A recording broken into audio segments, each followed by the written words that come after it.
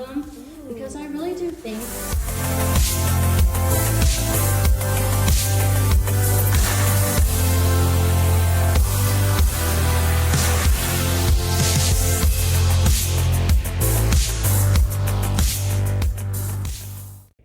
Welcome, Maryellen. Thank you. How are you today? I feel good. Yeah? I'm excited to be here. I'm excited to do this. Yeah, likewise. So let's just dig right in. Okay. Where'd you grow up? So I grew up in South Jersey, just outside of Philadelphia, and then I moved to the Lehigh Valley when I was 21, and then I've lived in and around the valley ever since then. What brought you to the valley? Love. Oh! Yeah, it was a long distance relationship, and those never work out. You can't be long distance. So he lived in Easton, and so I moved to Whitehall, so I wasn't too close, but like close enough. So. Oh, I love it. Cool. So, do you remember your first experience with yoga? Yes, I do. It was fantastic in a very weird way. So I was a senior at Moravian College, and I had to take a gym requirement, and I didn't want to like play volleyball, and I didn't want to lift weights, so I was like, oh, I'll try yoga. I never had done yoga before. I think I had the Nintendo Wii at the time, so I did like Nintendo Wii yoga, but I didn't know anything about it.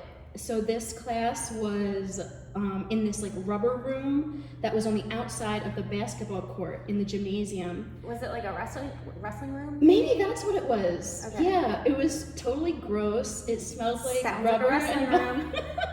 And sweat? Yeah. Yeah, exactly. And then they had this pile of yoga mats in the corner, and you would just like grab one. Yuck.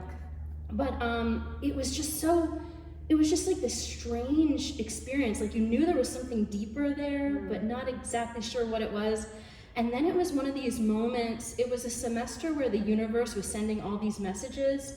So I was also minoring in religion, and that semester I happened to be taking Hinduism and Buddhism, not realizing the connection. Amazing. I know, and I was also a music major, so I was singing in the choir, and we sang this Indian hymn, like praise tune. And it all I didn't know right away, but like over the course of the semester, all these things came together, and it was how magical. Like, I know, it was magical. It was a great semester, and that's like one of those times when the universe is kind of like sending something to you. Signs in every aspect of your life. Yeah, exactly. Oh, that's really cool. Yeah. Were you hooked from then on? Yeah, so after I graduated, I started taking like, $5 community classes, like dipping my toe in, and then just kind of increasing from there. Got you. And when do you remember just having that desire to teach and the urge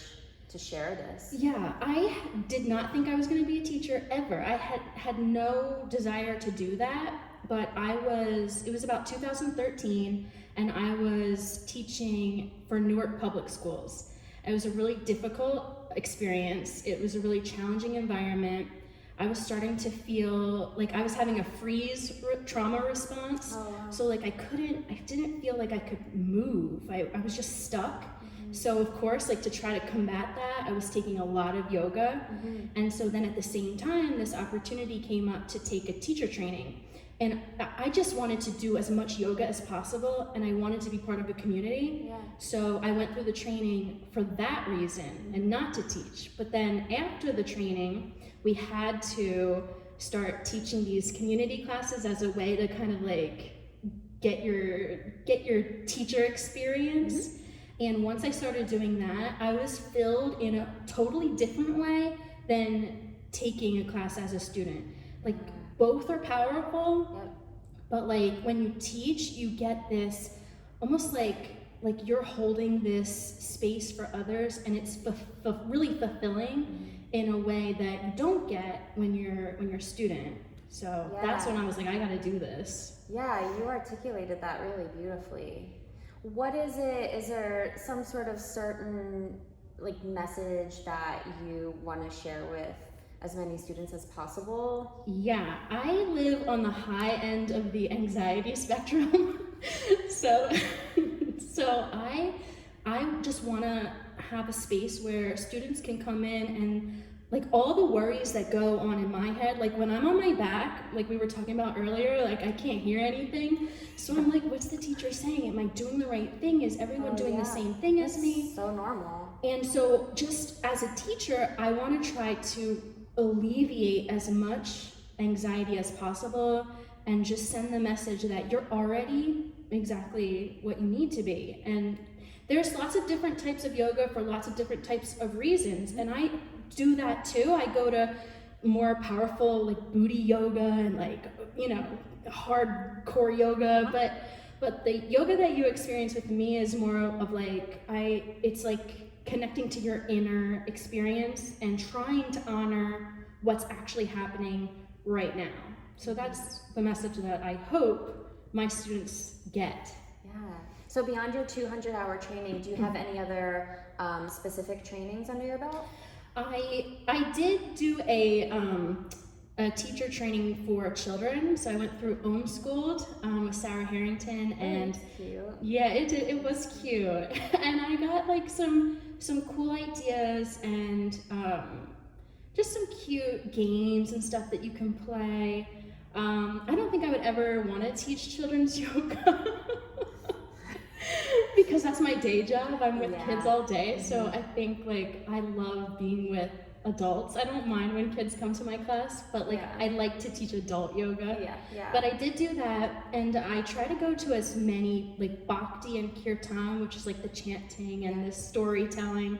I try to do as many of those workshops and intensives as I can, because that is like that's where my heart is. Yeah. Do you ever want to offer any bhakti or kirtan? Yes, definitely. I love to sing. I love to bring my guitar. I love to chant. Oh my god. I love the storytelling. I'm in it. Ooh, we can make that happen. Yes. Cool. Yeah, because there's not a lot of that opportunity in this area. People are scared of it, which is such a bummer. It's so powerful. I know. And it absorbs you. So, you know, my experience was like, I'm self-conscious. I'm like, yeah, sure, I'm singing along. And then all of a sudden you're just like totally like immersed in the swarm of the energy. Yes. So I do sprinkle it into my own classes. So I'll end with a chant or something. And so I think as people start to get more familiar with the language or like just using your voice, it starts to become more comfortable. Yeah, and so what's your take too? Because I feel like some of that gets confused. Like I think some people think of it then turns into a religion. Right. But it's just language. Right, and a lot of the chants that I do are mashups. So I'll take, I was a music major. I majored in classical piano, and so after I graduated, I spent a lot of time in churches playing hymns and stuff as a part-time job. And so since that's like my background, I'll take hymns or I'll take other things and blend them. Because I really do think that yoga is a spiritual experience. And I think that in many ways it comes from this Hindu tradition, it comes from an Indian tradition. And as we experience it now, you can blend a lot of faiths, and so it doesn't matter that you don't have to worship Hanuman, you don't have to believe in God, but there's just an intention, like a heart intention that you can bring to any chanting experience. Yeah, just speaking to a deeper level is really... Yeah, and I try to say that, I try to do a disclaimer before that because I don't want people to be turned off. I don't want people to think, well, this is religious and I don't want to be a part of it. Everything that I offer is for you to connect to you, and that's it. Yeah, beautiful. So anything that you love to do off of the mat? Yeah, so I sing in a choir, the Warren County Community Singers. We're gonna get an announcement tomorrow to see what's happening for the semester, because we don't know if we're gonna be meeting or virtual or what it's gonna look like. So I'll just be happy to get any music back in my life. So I'll find out tomorrow. I'm a perpetual student, so I'm gonna be starting a PhD program in 2021. What? In what? Well, I'm choosing between two. I got into two education programs, but part of me is like, I applied for this creative writing program, so I kind of want to do that, but I have to wait to get accepted to that one. I'm definitely going to do it. I just don't know what it's going to look like yet. But I'd love to be a student. That's amazing. I love to be and I love to read. So I'm on book number, I think I'm gonna get 18 books finished for the summer. So I am on my 18th book, and I think I can finish it today, and today is my official end of summer. Right, so right, you start tomorrow. That's right. You can do it, I believe in you. Okay. Do you have like speed reading skills? Not at all. I'm a slow reader. I just spend so much time reading that I can get through a lot of books. Yeah. But I can't. Yeah, I can't either. So I listen to some podcasts that are about like, you know, people talking about books and stuff. This is extremely geeky. But they go through like a book a day. No. And they like speed read, and I do not have that gift. Because you have to I have to experience it. I know. I like all the like sensory, and I like to feel like I'm there. Sometimes I get sad when a book ends. Yes. Because I'm not going to be in that space anymore. Exactly. Right. Like you're leaving this world that you are a part of. Yeah. It's very sad. I know. Yeah. Okay, so what's your closest circle like? My closest circle is a triangle. Ooh, okay. Tell me more. And it's a couple of girls that I met through the yoga teacher training, and these were the first female friendships that I had as an adult, and so it was just this incredible bond that I had never experienced before. Like there's such a difference between having male friends and male energy, and then having female friends and having this like, you get me on a whole different level. Like I don't have to explain myself to you. You just get me. Yeah. And so it's just great to have those two women who are so supportive and loving and will accept me no matter what. Yeah. Do you guys do anything in particular, or you just like stay in touch with one another? We just chill. We constantly have like a group text going on, and then we try to get together when we can. It's been more difficult lately, but we'll do some like porch meetups and things like that. Nice. Yeah.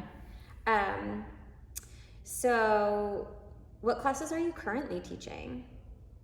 So I'm going to be teaching Monday nights at 6 p.m. starting September 14th, which is next week. Correct. Okay. Yes. Wonderful. And I'll just say that I love the term modified Vinyasa. So if people are wondering like I think it says like foundational, building foundational skills. And I like to call it like a modified Vinyasa because it's the full yoga experience. There's nothing like, it's not less than or anything like that. And actually, I'm inspired partly by, you were doing a thing on sun salutations. Was it over the summer or was it even farther back than that? It may have been it was farther back than that. Okay, and you had done this standing sun salute, and that's what I mean by a modified Vinyasa. There are so many variations that are totally accessible where you don't have to go down and come up, and it was just beautiful, and I used it in some of my classes. Oh, I'm so honored. Yes. Yeah, I'm a firm believer, and that's why I think like I'm so excited to have you here, because your philosophy is just so in line with what we're trying to do here, or what we are doing here really, because we're really trying to get at the function of the practice and each specific pose. It doesn't have to look a certain way to be of value, right? It just has to perform the function that you're looking for. And if one variation isn't doing it for you, we can tweak it, we can play around, we can move it in and out of gravity and change the what's the word? Why am I blanking? Anyway, you get what I'm saying. Yeah, and find the right one. It doesn't have to be a traditional. There are so many creative ways to get the same experience in your body that are equally good and better for you individually. I'll never, ever, ever be able to put my hands on the ground in a lunge and feel like that's good for me. That won't happen. But you just add some blocks and the experience is the same experience. It's the same shape. It's the same feeling, but now I can do it the right way without like hurting myself, without feeling like I'm trying to get into a position that my body doesn't want to do. So like I love alternatives. Me too. I'm all for it. And in either direction, right? So whether that's modifying because you need to take intensity out or needing like more intensity, like exactly. do your thing. I mean, I try to say, so when I do the modified vinyasa, I say, and if you have a deeper vinyasa that you're going to take, go ahead and take it. And that's not offensive to me at all. Like, it's an honor that someone would feel safe enough in a space that they're going to do the practice that's right for them and not worry that I'm like watching them and judging them. So do your thing. Yeah. No, I'm so with you on that. Thank you for that great distinction. And then I think the last official question I have is what, if any, message do you think you are trying to hear yourself through your teaching? Yeah, I think that what I put out is what I actually need myself. So if we're doing a class that's like focused on slowing down, it's because I need to slow down. I'm constantly saying, you're okay here the way you are, because I need to hear that I'm okay here this way. So I think everything that I say is actually a message to myself, which is one of the other great things about teaching, because you're teaching yourself. So yeah, what you send out is what I send out is what I want to receive. Yeah, and I don't know about you, but I've often been like surprised at what I hear myself say over and over. I'm like, oh yeah, okay, I hear you now, I hear you now. Right, like you're speaking to yourself, and it takes all those repetitions to finally hear yourself. Like, I'm saying this for a reason. Yeah, absolutely. So we're down to 2 wildcard questions. Do you want to tell me green or pink? Yeah, let's do pink.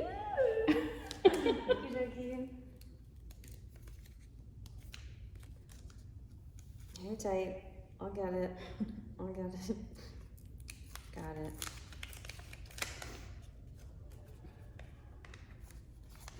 Okay. This is so appropriate for you. If you were to describe your personality in a font, what would it be and why? Oh my gosh. Okay. Don't tell me wingdings. No. Okay, I don't know. Like, maybe I'm a nerd, but I don't know if people are gonna know this font. But there's like a cursive font. I think it's called like Lucinda something. Ooh. Do you know what I'm talking about? I think so. It's cursive, but it's a very loose cursive. So I feel like I like rules and I like structure, but there's space to kind of be playful within that. And I'm not totally uptight. I like to have control, but I like to play within that control. So I think I'm like a soft cursive. I love it. If I can find it and like get this into the video. Oh my god, yes, do it with the, I think it's it. called Lucinda something. It's a cursive, yeah. All right, I'll do my best. That's fantastic. Are you on social media? I'm on Facebook. Okay. My name there is Maryellen Moon. And yeah, people can friend me. That's where I post what I'm teaching and just like reminders of, oh, this class is coming up. Cool. That's it. I don't do Instagram yet. That's fair. Well, if you want to learn, I can give you a crash course. Yeah. Anything else you want to share? I'm so excited to be part of this community, and I've loved this space as a student, and so I'm glad to kind of, I feel like I'm joining a family. You and are. So yeah, I'm really excited to teach regularly and meet everybody. Yay! Well, we're so stoked to have you. Thank you so much. Thank you, Maryellen. Bye. Thank you.